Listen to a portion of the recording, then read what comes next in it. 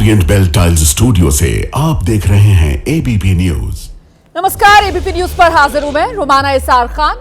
आप महादंगल देख रहे हैं और आज महादंगल की शुरुआत इस सवाल के साथ हम करने जा रहे हैं, क्या महाराष्ट्र के बाद बंगाल और उत्तर प्रदेश में भी भगवा और हरे रंग की चुनावी राजनीति पर ही चुनाव लड़ा जाएगा? ये सवाल इसलिए अहम हो जाता है क्योंकि बीएमसी चुनाव के दौरान मुंबई में हरा सांप बुर्के वाली मेयर पर खूब जबानी जंग हुई है और नतीजों के बाद भी ये विवाद खत्म तो नहीं हो रहा बल्कि उल्टा और बढ़ता जा रहा है। अब 16 जनवरी को नतीजे आए। 18 जनवरी को मुंब्रा से एआईएमआईएम की पार्षद सेहर शेख ने कह दिया अगले 5 साल में मुंब्रा में हर उम्मीदवार एआईएमआईएम से होगा, मुंब्रा को पूरी तरह से हरा रंग देना होगा। उनके इस बयान के खिलाफ बीजेपी ने मोर्चा खोल दिया। पुलिस में बाकायदा शिकायत दर्ज करवाई गई। आरोप लगाया गया कि ये बयान जो है वो हिंदुओं को धमकाने वाला बयान है। इस मामले में पूर्व सांसद नवनीत राणा ने एंट्री ली, कह दिया हरे रंग वाले बयान को पाकिस्तान तक उन्होंने पहुंचाया। विवाद बढ़ा तो सेहर शेख ने पुलिस स्टेशन में लिखित माफी मांगी, लेकिन माफीनामे की चिट्ठी के 6 घंटे बाद एक बयान और दिया। इस विवाद को और बढ़ा दिया क्योंकि महाराष्ट्र एआईएमआईएम के प्रमुख इम्तियाज जलील ने सेहर को साथ लेकर प्रेस कॉन्फ्रेंस की और कहा कि मुंब्रा ही नहीं पूरे महाराष्ट्र को हरा करेंगे। सेहर शेख ने फिर से बयान दिया और कहा कि उन्होंने कोई माफी नहीं मांगी है और ना ही माफी इस मामले को लेकर वो मांगेंगी। एआईएमआईएम के ऐलान पर बीजेपी ने पलटवार किया। महाराष्ट्र सरकार में मंत्री हैं नीतीश राणे, उन्होंने कह दिया जो हिंदू राष्ट्र को हरा करने का सपना देखेगा, महाराष्ट्र का हिंदू उसे औरंगजेब की कब्र के बाजू में यानी बगल में दफन कर देगा। अब सवाल यह है कि चुनाव के बाद इन बयानों को जिंदा रखने के मायने क्या हैं? इसीलिए महादंगल में आज ये समझना जरूरी है कि क्या हरा और भगवा के बहाने देश का सियासी बंटवारा किया जा रहा है? क्या राजनीति के लिए रंगों को धार्मिक कट्टरता से जोड़ा जा रहा है? और सबसे बड़ा सवाल जिसको लेकर महादंगल में हम चर्चा करेंगे, क्या हरा और भगवा पर रण चुनाव में यही है जीत का समीकरण? इन तमाम सवालों को लेकर महादंगल शुरू करें उससे पहले रंगों पर हो रही इस राजनीति पर जो जुबानी जंग छिड़ी हुई है वो देखिए आप।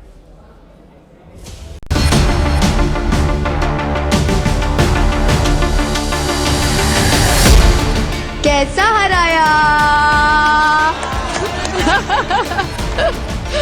पूरे के पूरे मुंब्रा को ग्रीन कलर से ऐसे रंगना है कि इन लोगों को यहाँ से बुरी तरह से पछाड़ के भेजना है इंशाल्लाह।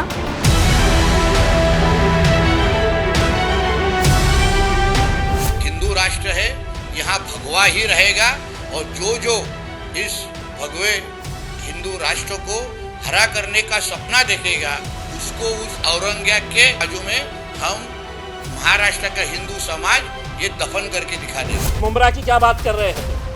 आने वाले वक्त के अंदर हम महाराष्ट्र के अंदर हम अच्छा खासा हरे रंग को फैलाएंगे। एमआईएम वाले महाराष्ट्र में कुछ गली मोहल्ले के चुनाव जीतने के बाद इस कदर पगला गए हैं मानो पूरे महाराष्ट्र और देश की बागडोर उनके हाथ में आ गई। हिंदू अगर भड़क गया तो उसके बाद हैदराबाद में भी छुपने की जगह आपको नहीं मिलेगी। सेहर ने मुंब्रा को हरा करने की बात करी थी।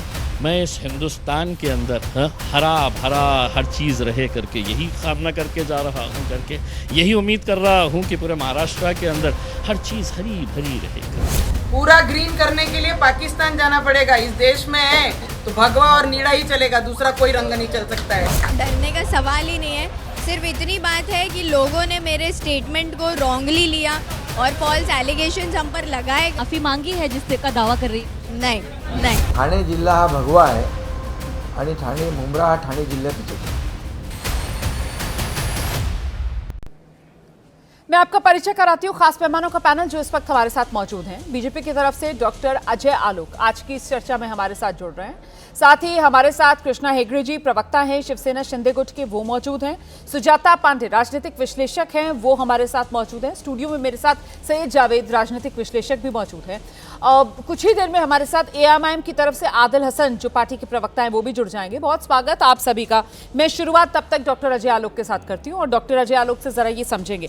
डॉक्टर अजय आलोक, ये जो सेहर शेख का बयान था, हरा कर देने वाला बयान, तो ये हरा कर देने वाला बयान सेहर शेख की तरफ से, तो ये कहा जा रहा है कि साहब उनकी पार्टी का झंडा हरे रंग का है, उन्होंने उस संदर्भ में ये बयान दिया। लेकिन बीजेपी नेताओं ने इस मामले को लेकर जो शिकायत दर्ज करवाई है वो मामले को हिंदू और मुसलमान वाला रंग देकर आपत्ति दर्ज कराई है। तो बीजेपी को ऐसा क्यों लगता है कि एएमआईएम अपने बयानों से हिंदू मुसलमान कर रही है?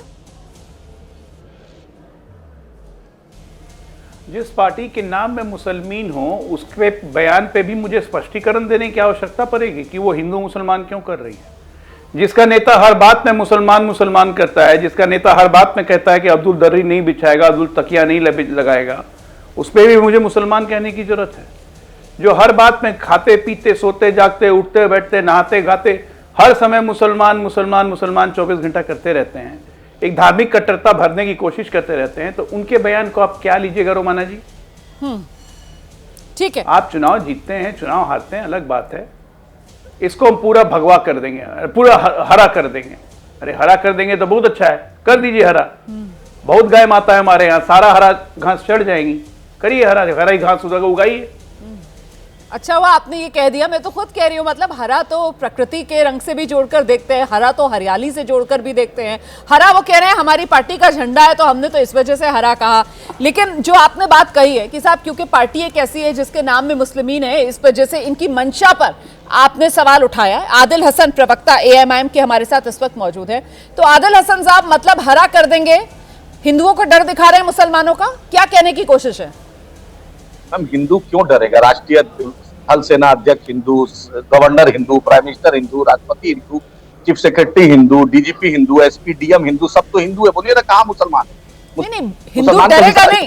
आप मेरे सवाल को मोड़िए मत, हिंदू डरेगा नहीं, लेकिन आप लोग धमकाने की कोशिश कर रहे हैं, यही आरोप लग रहे हैं। सवाल ये है, सुनिए जी, एक भी एमपी मुसलमान नहीं, एक भी मिनिस्टर मुसलमान नहीं बीजेपी का, 75 साल बाद आज तक मुसलमान नहीं दिया, और ये बोलते हैं हिंदू खतरे में है। तो अरे हिंदू ही को नौकरी दे दीजिए, पेट्रोल डीजल का दाम कम कर दीजिए, महंगाई कम कर दीजिए, अदानी का सेल्समैन मत बनिए, सीमांचल की बाढ़ की तबाही को रोक लीजिए, सीमांचल में हाईकोर्ट बेंच पूर्णिया में दे दीजिए, सीमांचल में पूर्णिया को उप राजधानी का दर्जा दे दीजिए, बाढ़ की तबाही से बिहार को रोकिए, बिहार को स्पेशल स्टेटस दे दीजिए, टेक्सटाइल्स में गिरिराज सिंह लगा दे, डिफेंस कॉरिडोर लगा दे, बिहार का चुनाव हो गया, बिहार का चुनाव हो गया। आप बिहार स्पेसिफिक अगर बात करेंगे तो फिर मामला आगे नहीं बढ़ पाएगा। अभी आप डिबेट के लिए आए हैं, महाराष्ट्र के आपके नेताओं की तरफ से बयान दिया जा रहा है, आने वाले समय में चुनाव जो है वो बंगाल और उत्तर प्रदेश में है। तो कुल मिलाकर ये जो बयान है, इस बयान को आप डिफेंड कर रहे हैं, इस बयान के पीछे की मंशा क्या है? मुझे 2 लाइन में ये बता दीजिए ना, मंशा क्या है इस बयान की, ताकि मैं आगे बढ़ूं।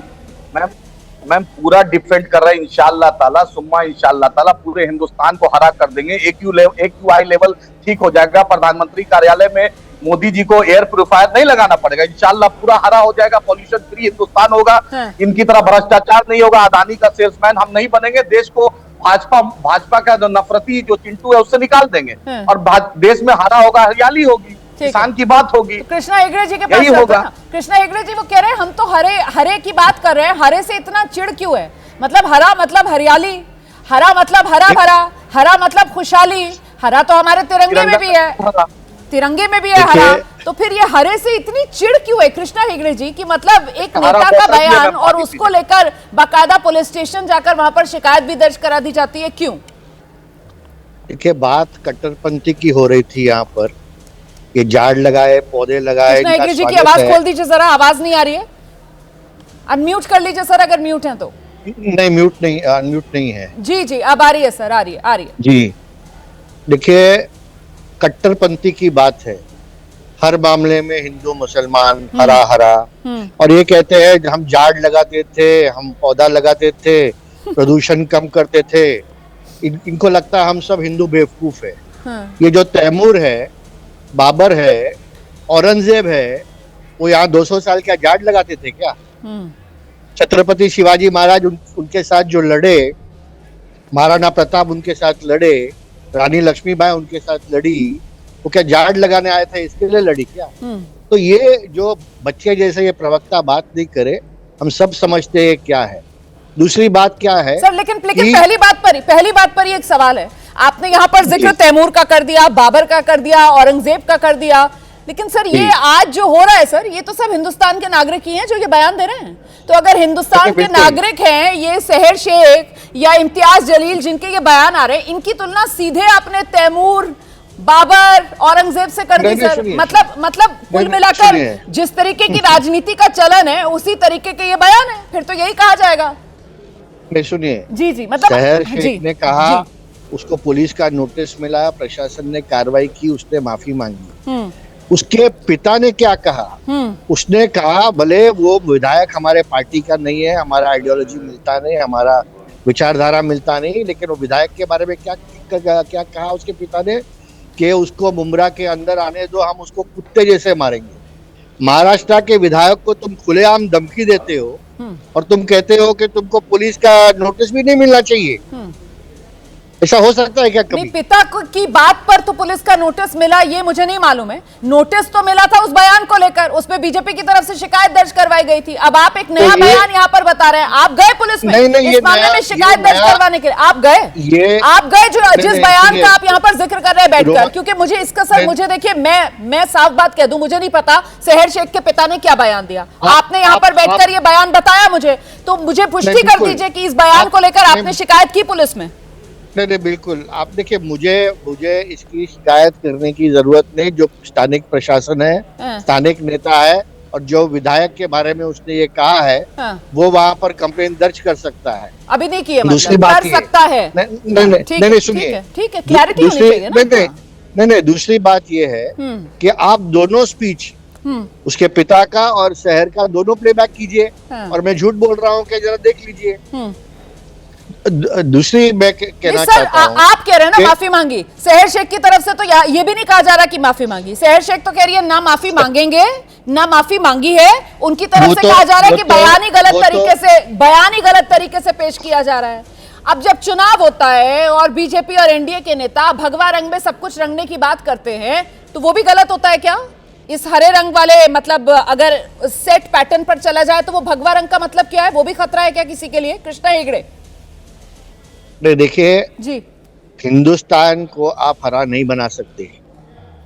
500 साल से मुगल ने यहाँ पर आक्रमण की, हिंदुस्तान भगवा ही रहा। छत्रपति शिवाजी महाराज, महाराणा प्रताप, रानी लक्ष्मीबाई, और आज के दिन पे भी हिंदुस्तान भगवा है, कल भी भगवा था और कल भी भगवा रहने वाला है। और यही विचारधारा पे जो सैफरन विचारधारा है, इस पर सम्मान्य हिंदू हृदय सम्राट बाला साहेब ठाकरे जी हमारे संस्थापक चल रहे थे, आपकी बात सुनकर, और आज भी हम इसमें चल रहे हैं। ठीक है सर, आपकी बात सुनकर मुझे लगता है कि मैं जरा अनुराग भदौरिया का रुख करती हूँ। मतलब अनुराग भदौरिया जी, देश की सियासत अब पूरी तरीके से हरे और भगवा रंग में बटी हुई है। अब आने वाले समय में अगले साल उत्तर प्रदेश में चुनाव भी है। अब यहाँ पर तो हरे और भगवा रंग वाली राजनीति के लिए दो खेमे तो तैयार हैं, तो फिर आपका लाल रंग है सर, आप लाल रंग लेकर आएंगे? देखिए, हम रंगों की राजनीति में विश्वास नहीं रखते हैं। देश संविधान और न्यायपालिका से चलता है। देश में लोकतंत्र है। यहाँ रंगों से कोई देश हमारा हिंदुस्तान नहीं चलता है। और हिंदुस्तान के अंदर में वही हिंदुस्तान में राजनीति करेगा, हिंदुस्तान में जनता प्यार करेगी जो देश के संविधान और न्यायपालिका को मानेगा। जो देश के संविधान और न्यायपालिका को नहीं मानेगा उसको देश की जनता उसको सत्ता भी नहीं देगी और न देश की जनता उससे प्यार करेगी। ये देश की जनता को बाबा साहब के बनाए हुए संविधान पे भरोसा है, इसलिए यहाँ का हर व्यक्ति हिंदुस्तानी है, जो हिंदुस्तान में रहता है, जो हिंदुस्तान तो ये हरे और भगवा रंग की जो बात करते हैं वो दोनों संविधान के साथ खिलवाड़ कर रहे हैं, ये कहना है आपका? देखिए, जो रंगों की राजनीति करते हैं वो आप अच्छी तरह जानते हो। वो देश की विकास की जब बात होगी, जो देश के विकास की बात करेगा, जो देश को अपना मानेगा, जिसको देश से मोहब्बत होगी, जिसको राष्ट्र से मोहब्बत होगी, जो राष्ट्र एकता की बात करेगा, जो अनेकता में एकता की बात करेगा, वो समझो संविधान की बात करेगा। और जो संविधान की बात करेगा समझो देश की बात करेगा, देश को आगे ले जाने की बात करेगा, विकास की बात करेगा। और जो विकास की राजनीति नहीं कर सकता, सिर्फ सत्ता पाने के लिए हमें आपको आपस में रंगों में जो लोग बांटना चाहते हैं, वो समाज के लिए ठीक नहीं। मैं आज से नहीं, शुरू से कह रहा हूं, रंगों में बांटने वाले लोग वो अपनी राजनीतिक फायदा तो रोटियां तो सेक सकते हैं, रंगों से कभी देश की उन्नति नहीं होगी। देश की उन्नति तो देश के संविधान पे मान के चलना और संविधान के बताए हुए रास्ते पे चलने से ही देश राष्ट्र आगे बढ़ेगा। और ये कई बार हम इस चीज़ को बोल चुके हैं कि हमें राष्ट्र को आगे बढ़ाना है, ना कि सबको अपने अपने को आगे बढ़ाना है, क्योंकि हमारे आप से बड़ा राष्ट्र है। राष्ट्र अगर आगे बढ़ेगा तो हम सब अपने आप उन्नति कर जाएंगे। अगर राष्ट्र उन्नति नहीं करेगा तो हमारे आपकी सत्ता में आने नहीं आने। सुजाता पांडे के पास चलते हैं जरा। सुजाता पांडे जी, मतलब रंगों में बांटने वाली ये जो राजनीति है वो दरअसल देश के संविधान और देश का जो सामाजिक सौहार्द है उसको बदरंग कर रही है। इसके लिए जिम्मेदार कौन? देखिए, मैं एक राजनीतिक विश्लेषक रोमाना, इसलिए आपको बताती हूँ कि ये पूरा जो भी रंगों का जो कवायद चल रहा है ये भगवा के खिलाफ है ही नहीं। ये पूरी पॉलिटिकल पोस्चरिंग है AIMM की, और वो है मुस्लिम वोट को एकजुट करने की पोस्चरिंग। और वो कहां से आएगा? वो NCP और कांग्रेस से दो हाथ करके 1 से 11 बनने की पूरी राजनीति चल रही है। अगर ये इस मामले की शुरुआत भी आप जाएंगे तो कांग्रेस और AIMM के बीच की नोकझोंक है, जिसका जिक्र अभी यहाँ हो रहा था। ये पूरा कैसे था, वो कैसा हराया, वो भी कांग्रेस को लेके ही था। देखिए, AIMM जानती है कि मुस्लिम वोट ही उसको मिलेंगे, हिंदू तो उसको वोट करने वाला नहीं है, चाहे वो मराठी है चाहे नहीं मराठी है। मुसलमान 20% है, और वो मुसलमान वोट जो ट्रेडिशनली कांग्रेस और NCP में बटा हुआ है, लेकिन अभी NCP फ्रैगमेंटेड है और कांग्रेस कमजोर है। तो अभी जो BMC के इलेक्शंस हुए हैं और जहां पे AM ने एक तरह से अपनी कुछ लीड बनाई है, तो उनको लगा कि मुसलमानों का वोट एक संगठित किया जा सकता है, और तो वो सत्ता में तो कभी नहीं आ सकते, लेकिन किंग मेकर की भूमिका में आ सकते हैं। और ये सारा खेल जो है ना आपका, वो इसी के इर्द गिर्द चल रहा है। और सबसे बड़ी बात है, जो भी मराठियों को जानता होगा, महाराष्ट्र को जानता होगा, या किसी भी मराठी के घर एक दिन गया होगा, उसको पता होगा कि ये शिवाजी महाराज की धरती है। ये वो शिवाजी महाराज थे जिन्होंने मुगल सल्तनत के सबसे बड़े बादशाह औरंगजेब को नाको चने चबवा दिए। उसका खजाना खाली हो गया, उसकी पूरी सेना तितर-बितर हो गई। उन्होंने उस पताका को फैलाए रखा, और आज महाराष्ट्र को उस पर गर्व है। महाराष्ट्र में जो ये हिंदू जो भगवा कह रहे हैं, जिसको कह रहे हैं कि भगवा रहेगा नहीं रहेगा, ये कोई कपड़ा नहीं है, ये उसकी आत्मा है। और आत्मा का रंग कभी नहीं बदलता रमोना, वो हमेशा रहता है। आप कपड़े लाल पीले हरे नीले, आपने बहुत बढ़िया एनालिसिस किया है सुजाता जी, आपने बहुत बढ़िया एनालिसिस किया है। और मैं बस इसमें ये जोड़ना चाहती हूँ कि महाराष्ट्र में तो चुनाव हो गया है, आने वाले समय में अब चुनाव कहाँ है? पश्चिम बंगाल में है, और उसके बाद उत्तर प्रदेश में अगले साल चुनाव है। तो यहाँ पर जो हरे वाला प्लान है, और जी कहिए, अपनी बात पूरी कीजिए। हाँ, तो इसमें आप जो आने वाले चुनाव है, जैसे कि AIMM को पिछली बार वेस्ट बंगाल में एंट्री भी नहीं मिली थी, क्योंकि वो ममता बनर्जी का पूरा कंसोलिडेटेड वोट बैंक है। और उत्तर प्रदेश तो आप जानते हैं कि सपा जो है किस तरह से कांग्रेस से भी वो मुसलमान वोट बचाने की कोशिश में लगी हुई है, क्योंकि मुसलमान वोट में एक तरह के ये वोटर में ये धारणा है कि राज्य के लेवल पे और देश के लेवल पे कांग्रेस ही है जो बीजेपी को टक्कर दे सकती है, रीजनल पार्टियां नहीं दे सकती हैं। तो ये पूरी कवायद है ना AIMM की, वो अपनी पॉलिटिकल पोस्चरिंग करने की है, उत्तर प्रदेश में भी और बंगाल में भी और महाराष्ट्र के कुछ पॉकेट्स में भी। तो सही जवाब, मतलब ये हरा वाला जो प्लान है AIMM का, दरअसल ये हरे वाले प्लान के निशाने पर कांग्रेस और सो कॉल्ड जो सेक्युलर पार्टीज हैं उन्हीं का वोट बैंक है। फिर तो खतरा तो असली कांग्रेस के लिए, या फिर वो क्षेत्रीय दलों के लिए जो मुस्लिम वोट पर अभी तक ये मांग कर चल रही थी कि एकाधिकार उन्हीं का है। रुमाना जी, बहुत बहुत शुक्रगुजार हूँ। सभी को मेरा जय हिंद, जय संविधान। बड़ा राहत इंदौरी साहब ने बहुत पहले एक शेर कहा था कि जिधर से निकलो धुआं बिछा दो, जहाँ भी पहुँचो धमाल कर दो, और सियासत ने तुमको हक दिया है, हरी ज़मीनों को लाल कर दो। अब देखिए, एक तरफ जो है हर जगह कहा जाता कि भगवा हो गया, इतने प्रदेश भारतीय जनता पार्टी ने, देखिए आप ही अपनी टेलीविज़न पे चलाती थी ना, यहाँ भगवा हो गया, यहाँ भगवा रंग हो गया। अब कुछ दिनों बाद MIM का चलने लगा कि यहाँ हरा हो गया। अरे भारत माँ के 4 सिपाहियों ने फैसला कर लिया था 1947 के अंदर, ख़ास तौर पे मुसलमानों ने, कि हमारे देश का नेता, देश का पहला ब्राह्मण नेता अगर कोई होगा तो पंडित जवाहरलाल नेहरू होगी। उसी वक्त हमने, जब धर्म के नाम पे देश बट रहा था, उसी वक्त यहाँ के मुसलमानों ने फैसला कर लिया था कि हमें कैसे रहना है, किसके साथ रहना है, कहाँ के रहना है। AIMM को वोट दे रहे हैं, यहीं के मुसलमान है ना जिनके वोट से AIMM जीत रही है, और यहीं के मुसलमान है ना जिनके वोट को लेकर AIMM जो है वो हरा प्लान बना रही है। सब यहीं के मुसलमानों की वजह से हो रहा है। 1947 के बाद आज 2026 में हम आ गए और 2026 में अब ये चर्चा कर रहे हैं। और सवाल ये AIMIM जिस तरीके से कामयाब महाराष्ट्र में हुई है और उसके बाद वहां बैठकर उनके नेता हरा करने की बात कर रहे हैं, तो मतलब ये सीधे तो बात आगे पश्चिम बंगाल खतरे की घंटी बड़ी ममता बनर्जी और उसके बाद उत्तर प्रदेश खतरे की घंटी बड़ी कांग्रेस और समाजवादी पार्टी। हमारे यहाँ कहा जाता है कि नजर बट्टू एक लफ्ज है, तो ये भाजपा के नजर बट्टू हो रखे हैं AIMIM वाले।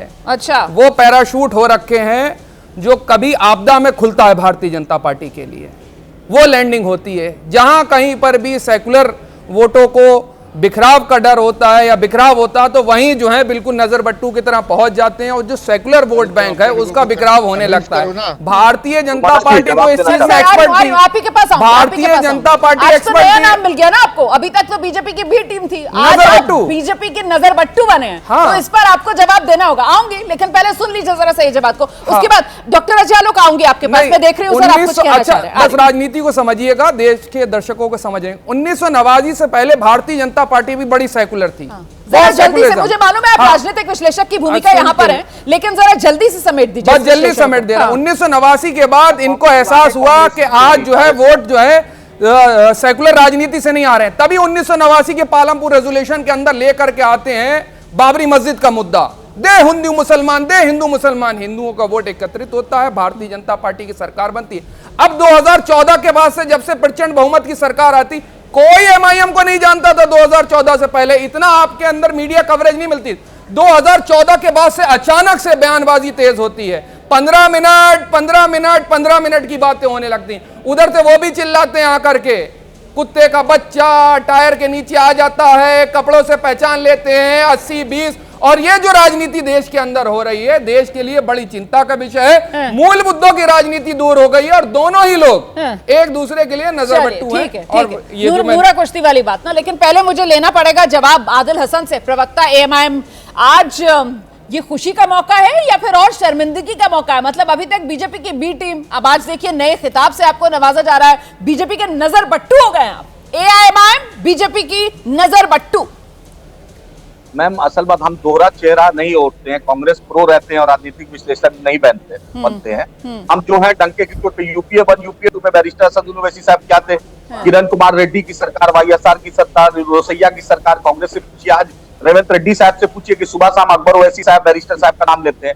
तो अब ये क्या बोले, हम डबल चेहरा तो रखते नहीं। और हम सीमांचल को हरा किए, मुर्शिद साहब जोकी में किए, बलरामपुर में हम किए, अख्तरुल इमान साहब अमोर में किए।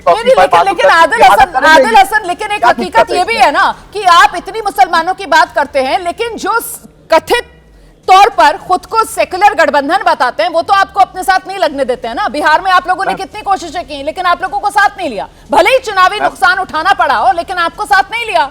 और आप पर बार बार आरोप ये लगते हैं कि आप लोग बीजेपी का रास्ता आसान करते हैं। आज तो नजर बट्टू बीजेपी के बने आप, नजर बट्टू। आइए मैम, दूल्हे भाई को सब लोग याद रखते हैं। हम 6 सीट मांगे थे और अल्लाह का शुक्र है जिस तरीके से बदरुद्दीन अजमल साहब के साथ अलायंस पे गए और आसाम में पूरा हार का ठेकरा कांग्रेस पार्टी ने उनको रोक दिया। अल्लाह का शुक्र है, तेजस्वी यादव 25 पर आए, अगर अलायंस हो जाता तो पूरा हार का ठेकरा आप पर बोल देते। और एकनाथ शिंदे उर्फ जयचंद जो है बैठे हुए उनके प्रवक्ता, उनसे पूछिए इतना जो बोल रहे हैं, तो दिव्या कुमारी किसकी वंशज है? किसकी वंशज है? अभी तक जो नाम लेते हैं, औरंगजेब रहमतुल्लाह अलैह के वक्त 26% देश का GDP था। हम शिवाजी के फौज में सबसे ज्यादा मुसलमान थे और सबसे ज्यादा मुसलमानों ने शिवाजी का साथ दिया। हम तो सावित्री फुले को ही मानते हैं, फातिमा शेख को ही मानते हैं, महात्मा फुले को मानते हैं। मराठा आंदोलन का भी हमने समर्थन किया कि मराठा आंदोलन में भी आरक्षण। अजब गजब राजनीति है ना, अजब गजब राजनीति है ना। महाराष्ट्र में नगर निकाय के अंदर जहां पर जरूरत पड़ती है वहां पर बीजेपी को समर्थन भी दे देते हैं। AIMIM वहां पर बीजेपी को समर्थन भी दे देती है ना, समर्थन भी दे देती है। आप ही से पूछिए। नहीं, क़यामत के सुबह तक बीजेपी के खिलाफ इंशाल्लाह है। एक गलत खबर, क़यामत के सुबह तक बीजेपी के खिलाफ डंके की चोट पर रहेंगे। नरेंद्र मोदी, अमित शाह, RSS, बजरंग दल के खिलाफ रहेंगे। एक सेकंड रुमाना, 10 सेकंड में रिस्पॉन्ड दे के सामने, अल्लाह के सामने। सुनिए आदिल भाई, देश का अवाम 70% अवाम आज भी भाजपा और RSS के खिलाफ है। ठीक है आदिल भाई, 70%। और एक चिल्लाइए मत, किसी की बात दर्शक नहीं समझ पाएगा। अपनी बारी का इंतजार कीजिए प्लीज। डिबेट कर रहे हैं हम, किसी वजह से कर रहे हैं, दर्शक सुन सके। अगर बीच में चिल्लाने लगेंगे दर्शक को कुछ समझ में नहीं आता है। प्लीज आदिल हसन, आपकी बात पूरी हो गई है, आपने पूरी भड़ास निकाल ली है कांग्रेस से लेकर बीजेपी और एकनाथ शिंदे की पार्टी तक पर। अब रुक जाइए, प्लीज रुक जाइए। अच्छा 10 सेकंड लीजिए 10 सेकंड लीजिए 10 सेकंड। जिन्ना के मजार पे अडवाणी गए, नवाज शरीफ के मोदी खाने गए, अजहर मसूद जैसा आतंकवादी को भाजपा छोड़ी और उसके बाद हमको बोलते हैं, ये तो गजब है। ऑपरेशन सिंदूर में बैरिस्टर साहब से ज्यादा कौन ने देश की वकालत की, पाकिस्तान को एक्सपोज किया। चलिए ठीक है, बीजेपी का राष्ट्रीय अध्यक्ष रक्षा दलाली किया था बंगारू लक्ष्मण ने, आपने नहीं देखा था क्या मैम? हम पर इल्जाम। ठीक है, अब हो गया। अब मैं जवाब लूंगी, पहले मैं डॉक्टर अजय आलोक के पास आ रही हूँ। डॉक्टर अजय आलोक आ जाइए। आपने सुन लिए सारे आरोप जो आप पर लगे हुए हैं और साथ ही एक एनालिसिस जो यहाँ पर निकल कर आ रहा है, विश्लेषक जो कह रहे हैं कि साहब ये पूरा मामला भगवा के खिलाफ तो है ही नहीं, ये तो दरअसल वो सेकुलर सो कॉल्ड जो सेकुलर पार्टीज हैं, मुस्लिम वोट पर जिनका एकाधिकार है, उसको डेंट करने की कोशिश है। तो इसमें जो बीजेपी कूद रही है, मतलब बीजेपी को भी फायदा मिलेगा अगर ये कंसोलिडेशन होगा हिंदू वर्सेस मुसलमान वाला। रोमाना जी, मानिए चाहे मत मानिए जी, लेकिन सच्चाई ये है कि आज की तारीख में 30% से जहां ज्यादा मुस्लिम होते हैं, हम लोगों ने बिहार चुनाव में देख लिया, बीएमसी के चुनाव में देख लिया, 30% से जहां मुस्लिम ज्यादा हुए उनको अपना चाहिए। ये सो कॉल्ड सेकुलर कहने वाले, जो कि बहुत सुंदर शब्द था, लेकिन हमारी देश की राजनीति में महा 3rd ग्रेड का शब्द हो चुका है सेकुलर। ये जो अपने आप को सेकुलर फोर्सेस कहते हैं, इसी सेकुलर फोर्सेस की एक बिनायत आपको याद दिलाता हूं। 15 मिनट वाला जो भाषण हुआ था कि 15 मिनट को पुलिस हटा लो, तुम 80 करोड़ हम 20 करोड़, देखते हैं क्या होता है। खुलेआम माइक पे, बीच मंच पे आपके पास आर्काइव है, और उसके बावजूद भी सबूतों के अभाव में, कांग्रेस की सरकार थी, सबूतों के अभाव में अकबरुद्दीन ओवैसी बरी हो गए। ये तो है इन लोग का आपसी गठजोड़। आज की तारीख में सबको अपने अपने एग्जिस्टेंस की दिक्कत है, और ये बात सही कही सुजाता जी ने कि सिर्फ मुसलमान वोटों को एड्रेस करने के लिए ये हरा रंग किया गया है। और नेचुरल है कि जब हरा रंग बोलिएगा तो हिंदू शांत तो बैठेगा, हिंदू शांत बैठेगा नहीं, एक्शन का अपोजिट रिएक्शन होता है। और सच्चाई ये है कि आज इनको सबसे ज्यादा अपने वजूद की चिंता हो रही है कि अगर भाईजान हमसे छिटक के ओवैसी के पास चले गए, पश्चिम बंगाल हो चाहे यूपी हो, क्या कहीं हो, बिहार में 5 सीटों पर नतीजा देख ही चुके हैं, तब आगे क्या होगा, किसके बदौलत राजनीति करेंगे? हिंदू तो बचे नहीं। अब मजेदार बात देखिए, 365 दिन 24/7 हरा कुर्ता पहन के बैठने वाला व्यक्ति भी सेकुलर कहता है। कहता है कि रंगों में देश को मत बांटो। हरा कुर्ता के अलावा कभी किसी ने देखा है दूसरे में? ये अभी मुझे उनकी जैकेट का एग्जैक्ट कलर जो है वो खुद अनुराग जी बता पाएंगे कि अभी कौन सी जैकेट का कलर पहना हुआ है, और अंदर आज भी हरे रंग का कुर्ता है क्या?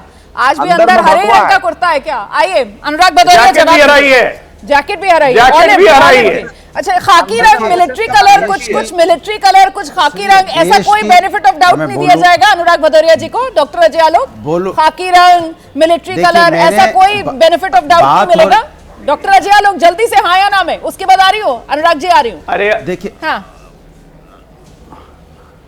अरे बेनिफिट ऑफ डाउट मैं कौन होता हूँ देने वाला? तो उत्तर प्रदेश के मुसलमान 2027 में बताएंगे कि कितने डाउटफुल हो गए वो लोग। ठीक है, नहीं उत्तर प्रदेश लाइटर नोट में सवाल किया, कह रहा हूँ लाइटर नोट में सवाल किया, कह रहा हूँ कि अपीसमेंट के लिए 365 दिन। ठीक है, आइए अब आ जाइए भदौरिया जी, आइए।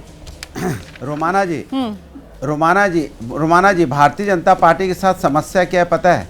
ये देश के असली मुद्दों पे बात नहीं करना चाहते, उससे ध्यान भटकाने के लिए रोज एक नया मुद्दा खींचते हैं। किसी नेता ने कुछ बोला उसको मुद्दा बनाएंगे, लेकिन वो बात नहीं करेंगे किसानों की, युवाओं की, महिलाओं की, किसी पे बात नहीं करेंगे, महंगाई पे, बेरोजगारी पे किसी बात नहीं करेंगे। और तो और संत समाज पे अन्याय कर रहे हैं उस पर भी आवाज नहीं उठाएंगे। भाई संत समाज और साधु समाज पे अन्याय किसने किया? हमने कहा यहाँ शंकराचार्य अभी मुक्तेश्वरानंद जी पे, जो उनके शिष्यों पे जिस तरह से आपने अन्याय किया, अपमान किया, आवाज तो हम ही उठाते हैं ना। अगर किसानों के साथ अपमान होता है तो आवाज हम उठाते हैं, साधु संतों का अपमान हो रहा तो आवाज हम उठाते हैं, बीएलओ की आत्महत्या करते तो आवाज हम उठाते हैं, महिलाओं पर अत्याचार होता है आवाज हम उठाते हैं, महंगाई बेरोजगारी के खिलाफ आवाज हम उठाते हैं। देश में हर व्यक्ति जहां समाजवादी पार्टी को लगता है पीड़ित है कोई, या उसको तकलीफ पहुंचाई जा रही है, तो हम उसकी आवाज उठाते हैं, क्योंकि हम विपक्ष का धर्म निभा रहे हैं। लेकिन आप कहां यहाँ पे धर्म निभा रहे हैं? आप तो संत समाज के साथ भी नहीं खड़े हो। इतने दिनों से संत समाज के शंकराचार्य जी बैठे हुए हैं कि नहीं भाई उनके साथ अपमान हुआ है, वो कोई उनसे माफी मांगने को तैयार नहीं हो आप संत समाज को इस तरह से खींचेंगे, उनकी शिखा पकड़ के खींचेंगे आप, उसके बाद आपसे सवाल पूछा जाएगा तो आए बाएं साएं बोल के निकल जाएंगे। आप बताइए अभी मुक्तेश्वरानंद जी के साथ अन्याय क्यों हुआ? उनके भटकों को क्यों पीटा गया? उनको लहूलुहान क्यों किया गया? बताइए ना आप, इसका जवाब आपके पास नहीं होता है क्योंकि आप इसका जवाब देना नहीं चाहते हैं। आप अपने रंगों में अगर बात करनी है और हरा रंग और भगवे रंग को लेकर ही अगर बात करनी है तो फिर भगवाधारियों के अपमान की बात कह रहे हैं अनुराग भदौरिया, डॉक्टर अजय आलोक। आप 30 सेकंड में जवाब दे दीजिए, फिर मैं आगे बढ़ रही हूँ बाकी मेहमानों के पास, और मुझे लगता है मुद्दे पर ही रहेंगे क्योंकि यहाँ बात रंगों की ओर और भगवाधारियों पर ये लेकर मुद्दा आए, इस पर जरा जवाब दे दीजिए। आइए। देखिए, कौवा हंस की चाल चले लगड़ाकर थोड़ा थोड़ा, गधे ने भी सोच लिया वो बन जाएगा घोड़ा। इनकी चाल देखिए, अरे इनकी चाल देखिए, ये अपने अस्तित्व में आए कार सेवकों पे गोली चला के, इनके सारे नेता लाइन से उठा के रामचरितमानस को आग लगाते हैं, कोरोना को हिंदुत्व को कोरोना कहते हैं।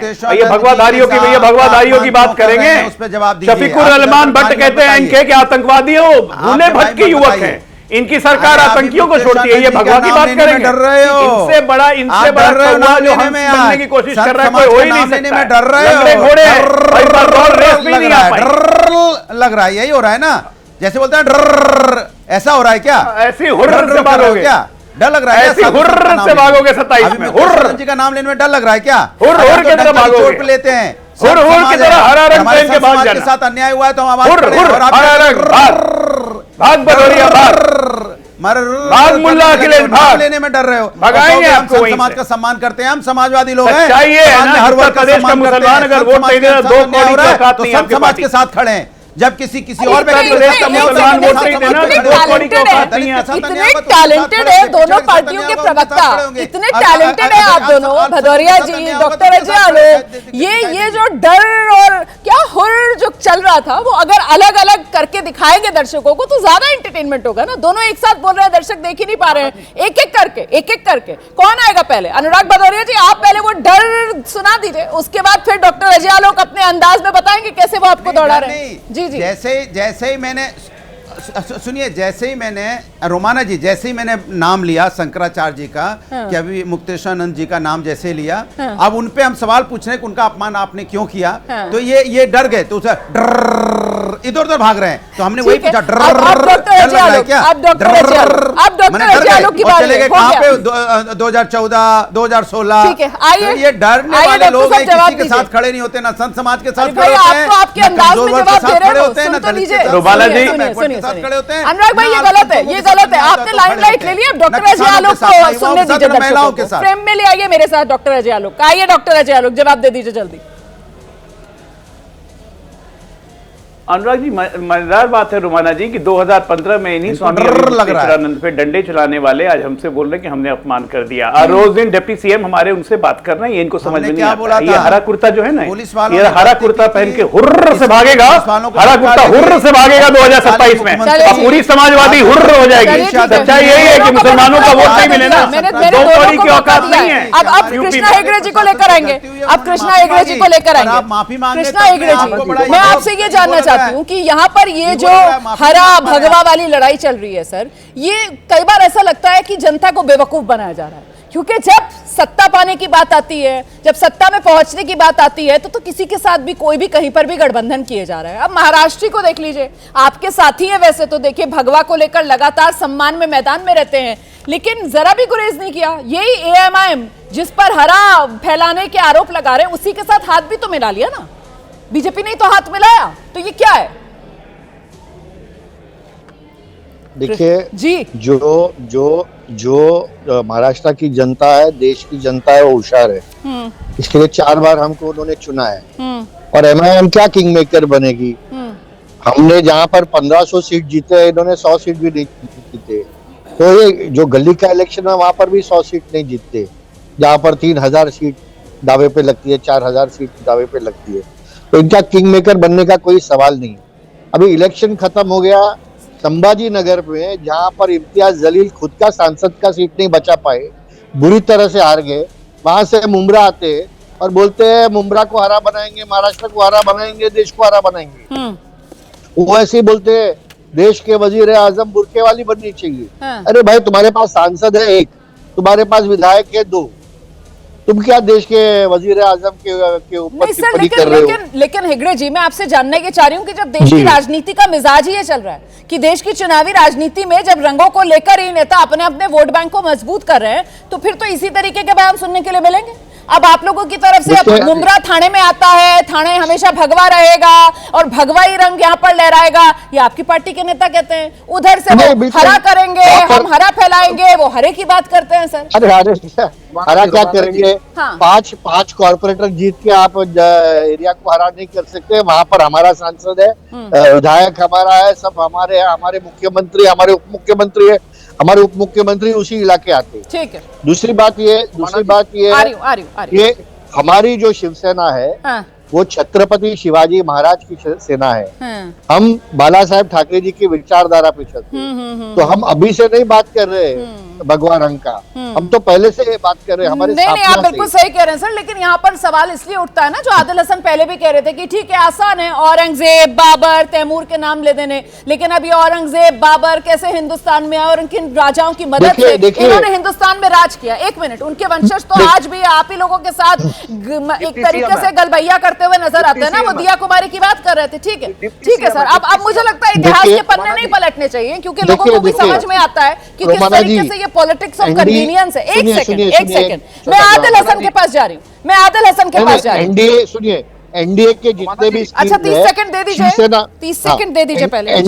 एनडीए के भारतीय जनता पार्टी के जितने भी स्कीम्स है, महाराष्ट्र गवर्नमेंट के महायुति के जितने भी स्कीम है, वो हिंदू मुस्लिम सिख ईसाई के लिए है। हमने जो 200 स्कीम दिया है, लाडकी बहना स्कीम दिया है, उसमें हमने नहीं कहा कि ये मुसलमान बहन है। बहुत अच्छी बात है सर, बहुत अच्छी बात है, यही होना चाहिए, क्योंकि संविधान हमें यही सिखाता है। अफसोस तो इस बात का होता है ना कि कैसे जब समय चुनाव का होता है तो फिर राजनीति जो है वो देश की जनता को रंगों में बांटने की कोशिश करती है। इसी बात का तो अफसोस होता है सर। अच्छी बात है सर, ये जो आप कर रहे हैं सर, ये कोई एहसान नहीं है, यही संविधान की भावना है। हर नागरिक को बिना उसके धर्म को आधार बनाकर या बिना जाति को आधार बनाकर या बिना उसके लिंग को आधार बनाकर, बिना भेदभाव के उस तक हर योजना का लाभ पहुंचाया जाए। बिल्कुल सही कह रहे हैं। मैं आगे बढ़ रही हूँ, आदिल हसन का मैं रुख करूंगी, लेकिन आदिल हसन मेरा सवाल आपसे ये है कि अब इस चर्चा में जो बात साफ हो रही है, एआईएमआईएम का जो पूरा का पूरा प्लान है, या फिर यूं कहा जाए कि एआईएमआईएम जो है वो पूरी तरीके से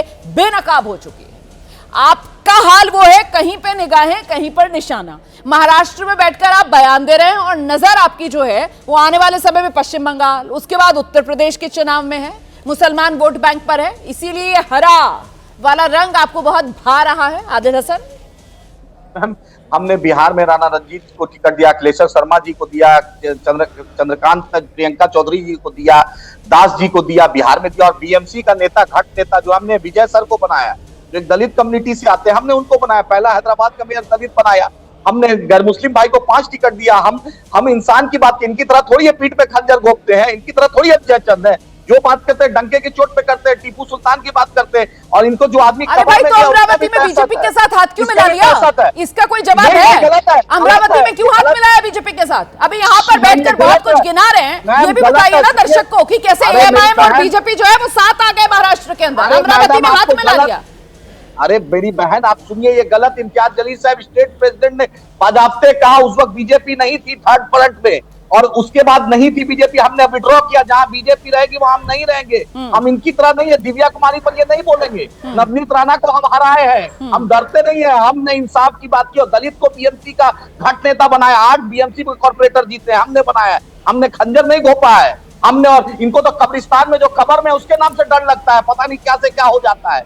जो कब्र में 300 साल 400 साल पहले चला गया, उसके हम लोग फजले अख्तर आबादी की औलाद है। टीपू सुल्तान का भारत के संविधान में फोटो है रानी लक्ष्मीबाई के साथ, हम लोग उसको मानते हैं, हम लोग फातिमा शेख को मानते हैं, हम लोग इंसाफ की बात करते हैं। हम लोग चाहते हैं महाराष्ट्र में 4.5 रिजर्वेशन जो हाई कोर्ट नहीं दिया उस मुसलमानों को दीजिए। देवेंद्र फडणवीस जब अपोजिशन में थे तो ये बात करते नहीं, लेकिन जब बात रंग की होती है तो फिर सिर्फ हरे तक ही सीमित हो जाते हैं ना आप। जब बात रंग की होती है तो सिर्फ हरे तक ही आप सीमित हो जाते हैं, है ना? पार्टी के नाम में मुस्लिमीन आ जाता है आपकी, फिर हिंदुस्तान की बात कीजिए, फिर तिरंगे की बात कीजिए, फिर सारे रंगों को साथ लेकर चलिए ना। ये दिक्कत है, इसी वजह से तो आप पर आरोप लगते हैं ना, इसी वजह से आरोप लगते हैं। जी रुमाना जी, सरदार पटेल ने आरएसएस पे बैन किया, तिरंगा नहीं मानने के लिए। अब आरएसएस पर चले गए, सरदार पटेल पर चले गए। दिक्कत यही है ना आप लोगों के साथ, 2026 में बैठकर चर्चा कर रहे हैं और फिर इतिहास के पन्नों को पलटने लगते हैं। अकबर को याद करे और आरएसएस को नहीं बोले, ये अकबर को याद करे और आरएसएस की सच्चाई नहीं बयां करे। 52 साल मैंने तो उनको भी टोका था, मैंने तो उनको भी टोका था, मैं तो आपको भी टोक रही हूँ। मैं तो अपना एंकर धर्म निभा रही हूँ, मैं तो अपना एंकर धर्म निभा रही हूँ। अब अच्छी बात है, हरा रंग तो आंखों को ठंडक पहुंचाता है, इसमें क्या दिक्कत? तिरंगा का कलर है, हरियाली है। सर इतने मासूम नहीं है ना आप लोग, नेता इतने मासूम थोड़ी होते हैं कि हरा रंग जो है अब आंखों को ठंडक पहुंचाने वाला, अब प्रकृति से जोड़कर हरियाली लाने वाला, ये सब मैंने पूछ लिया है सर, लेकिन वो किस मंशा से बयान दिया गया वो साफ तौर पर समझ में आता है। ठीक है, मैं आगे बढ़ रही हूँ सर। हमारे साथ इस वक्त इस पैनल के अंदर सुजाता पांडे मौजूद है, राजनीतिक विश्लेषक है, और जरा जान लेते हैं सुजाता से, ये क्यों ना माना जाए कि ये जो रंगों वाली राजनीति है, कोई भगवा की बात करता है, कोई हरा की बात करता है, ये राजनीति नेताओं के लिए सबसे आसान राजनीति है, इजी वे आउट है वोट बैंक हासिल करने का। इससे कहीं ना कहीं अपनी जवाबदेही और जिम्मेदारी से भी आप बच जाते हैं सुजाता पांडे। ये बिल्कुल सही है रमुना। अगर आप कोई भी अर्बन स्टडी दिखेंगे, साथ के टीस की रिपोर्ट आई थी जिसकी बहुत चर्चा हुई थी, जिसने मुंबई के डेमोग्राफी चेंज और उस पर बात की थी, काफी डिटेल रिपोर्ट थी वो, तो उस पर भी बात करेंगे तो ये एक पैटर्न दिखता है कि जहां पे भी आइडेंटिटी पॉलिटिक्स की बात होती है वहां पे डेवलपमेंट पॉलिटिक्स कहीं पीछे छूट जाती है। हाँ। अब आप किसी भी मुस्लिम बहुल इलाके में चले जाइए, वहां पे आपको क्या मिलेगा? क्या बड़े बड़े आलीशान स्कूल मिलेंगे, हॉस्पिटल मिलेगा, या फिर वहां की जो पूरी टूटी हुई सड़कें मिलेंगी, स्लम मिलेगा, कचड़े का ढेर मिलेगा जो कभी शायद 5-6 दिन से साफ नहीं होता है, बदबूदार सारी गलियां मेरी, सारी नालियां सड़ी होती हैं, भरी होती हैं। वहां पे फ्लड में भी जब मुंबई में बारिश आता है, सबसे ज्यादा पानी भी उन्हीं एरिया में भरता है। तो आप हमेशा हम अभी ना एज अ एंकर आप क्वेश्चन करते हैं नेताओं से, मुझे लगता है कभी कभी क्वेश्चन जनता से भी करना चाहिए कि जब ये कहा गया कि पूरे मुंब्रा को हरा कर देंगे या मुंबई को हरा कर देंगे, तो वहां जो सारे लोग थे वो भी तो तालियां बजा रहे थे, वो भी तो उनको वोट दे रहे हैं। और डेमोक्रेसी में जनता ही जनार्दन है, अगर वो उनको वोट देती तो उनको मिलता भी यही है। तो नेता तो वही करेगा जो उसको सबसे इजी वे आउट है ना, ये तो सबसे लो हैंगिंग फ्रूट है। अगर वो आइडेंटिटी पॉलिटिक्स करता है तो पोलराइजेशन होता है, दोनों को फायदा। क्योंकि आपने खुद ही कह दिया कि वो सबसे लो हैंगिंग फ्रूट है, तो मतलब सही जवाब अब तो आने वाले समय में जो चुनाव होंगे उसमें भी ये सेट पैटर्न है और इसी पैटर्न के ऊपर राजनीति होगी, यही भगवा हरा में बटकर ही चुनावी राजनीति आगे बढ़ेगी। नहीं, देखिए क्या है, भारतीय जनता पार्टी इस देश के हिंदुओं की ठेकेदार नहीं है, ना वो बन पाएगी। इस देश की आवाम आज भी, और मैं बड़ी जिम्मेदारी से कह रहा हूँ, 70% आवाम जो है वो भारतीय जनता पार्टी के खिलाफ है। और अब जो MIM है, मैं असदुद्दीन ओवैसी साहब की जो मंशा है उस पर शक नहीं कर रहा हूँ, लेकिन अब तक के जो मैंने भाषण सुने हैं या राजनीति का पैटर्न देखा है, वो इस देश के मुसलमानों के मामू बनने की जो कोशिश कर रहे हैं वो कृपया करके जो है वो ना करी जाए। तो इस देश के सवाल उठाइए ना, मंशा पर सवाल नहीं, मैं इसलिए मैं नियत नहीं, आप देश के मुसलमानों का मामू कह रहे हैं, सुनिए, मैं राजनीतिक बयानबाजी की बात कर रहा हूँ, जो राजनीतिक बयानबाजी चल रही है।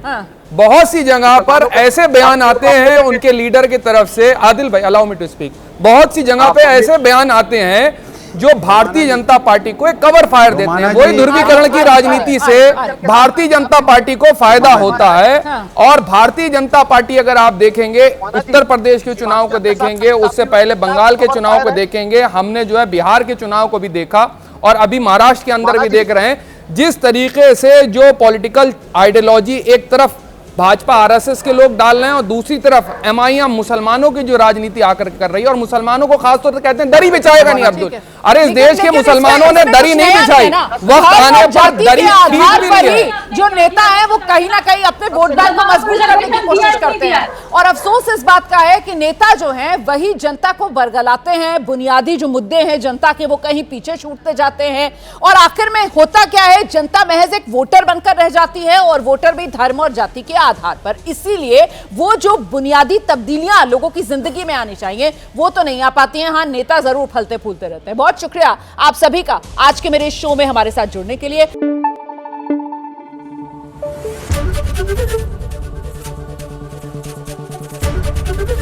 ABP न्यूज आपको रखे आगे।